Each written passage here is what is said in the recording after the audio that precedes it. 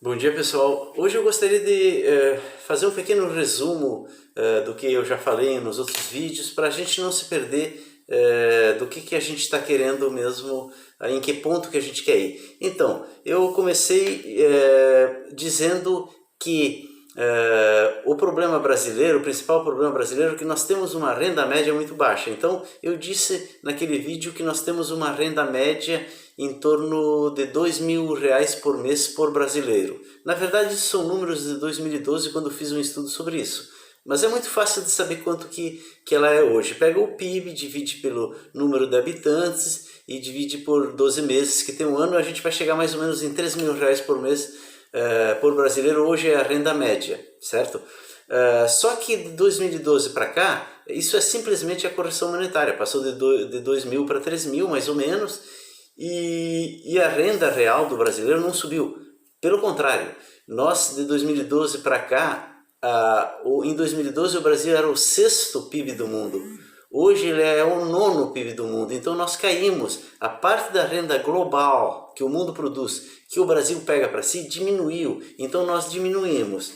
E de qualquer maneira, a renda, por exemplo, de países ricos como os Estados Unidos, a Europa, o Japão, são 5 vezes a nossa renda. Então o que acontece? Isso mostra de onde se originam nossos problemas, porque o cidadão aqui é mais pobre e o Estado pega uma parte dessa renda para si, mas é também muito pouco para ajudar um cidadão que já é pobre.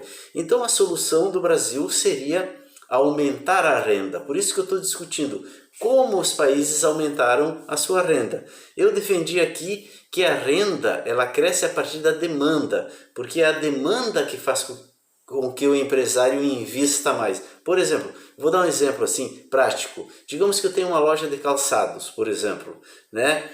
E eu tenho uma loja, tenho um lucro. Não interessa se é alto, se é baixo. Será que é esse lucro que faz eu investir mais? Na verdade não é, porque se eu vejo assim, olha, eu estou atendendo o pessoal que vem aqui, que é a minha demanda, tá? E no ano que vem vai ser mais ou menos isso. Então eu vou encomendar mais ou menos isso. Eu não vou abrir uma nova loja. Mas se eu vejo assim, tem muita gente mais querendo comprar, está crescendo, o pessoal está com dinheiro, tá querendo, aí eu vou fazer mais pedidos, vou abrir uma nova loja. Então, como disse o Keynes, o economista Keynes, o empresário não investe pelo lucro, ele investe pela expectativa de ter mais lucro, entende? Se ele tem expectativa de ter mais lucro, ele investe, mesmo que o seu lucro não seja muito grande, mesmo que ele esteja operando com prejuízo. Se a demanda cresce, o empresário que é empresário, ele investe porque ele acha assim, agora eu vou ter lucro. Entende? Então é sempre a demanda que puxa o aumento da produção.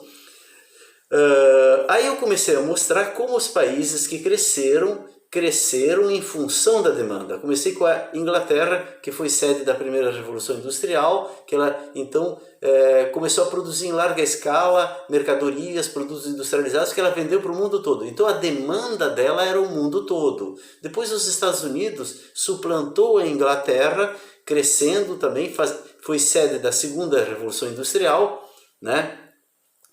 Com base numa demanda interna lá dos Estados Unidos, que eu expliquei no vídeo por que ela existe, né?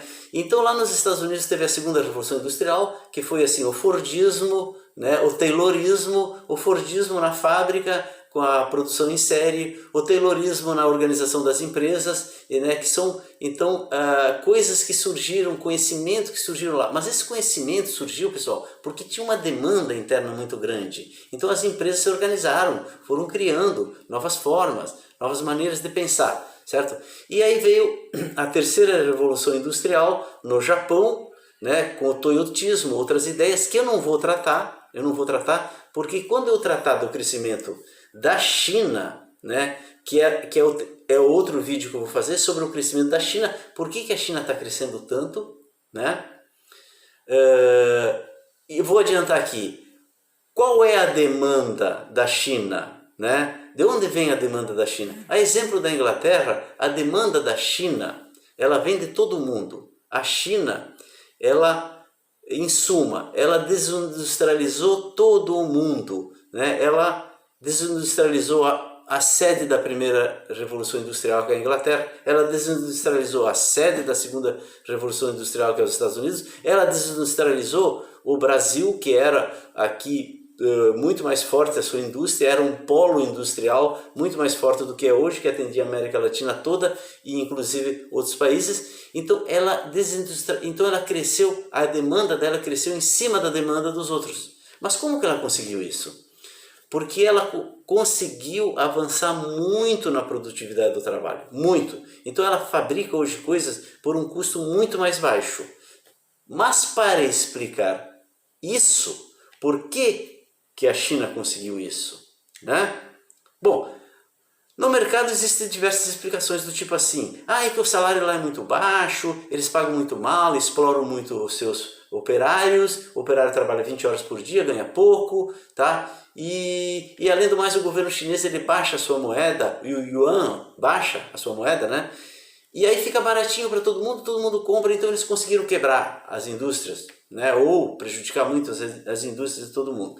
Essas explicações têm o seu sentido, só que existe uma explicação mais complexa que essa, que engloba essas e que é muito importante que a gente entenda. Mas ela é mais complicada, por exemplo, do que a explicação do porquê que a Inglaterra se tornou a cabeça da primeira revolução industrial, a sede da primeira revolução industrial. Por que os Estados Unidos se tornaram a sede da segunda revolução industrial? Na verdade, essa explicação ela é mais complexa porque ela tem que ser olhada globalmente, o planeta tem que ser olhado globalmente, né? Então, antes de entrar na explicação do porquê da China conseguiu avançar nessa produtividade, uma explicação que vai iluminar o mundo de outra maneira, na nossa avaliação, né? Nós vamos ter que fazer algumas considerações um pouco filosóficas, né? Antes disso, né? Pelo menos um vídeo eu vou fazer antes disso para preparar a explicação que eu pretendo dar sobre o porquê do crescimento